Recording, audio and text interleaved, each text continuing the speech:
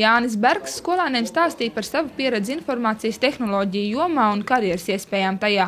Stundas norisei bija sagatavota prezentācija ar sava personīgā arhīva fotogrāfijām no nozīmīgākajiem personiskās dzīves un profesionālās karjeras mirkļiem. Tā kā Jānis Bergs vadīja ekonomikas stundu 11. klasē, skolāniem tika uzdot arī vairāk ar valsts ekonomiku saistīti jautājumi. Pareizo atbilžu autori šoreiz nesaņēma atzīmes, bet iespējamās misijas nozīmītas. Man jebkurā gadījumā prieks, kad skolnieki satiekās ar tādu cilvēku, kuram ir pieredze uzņēmējdarbībā, ko viņi ikdienā nesatiek, un vēl jau vairāk, ja šis cilvēks atbrauc pats pie mums klāt. Un atziņas ne tikai uzņēmējdarbībā, bet es domāju, bija arī tādas atziņas, kas noderēs bērniem dzīvē. Manis vairāk pārsteidz tas, ka viņš nav vienkārši tāds, kas laboja tur dators un tādu kļuva Baltijas lielākās IT firmas vadītāji.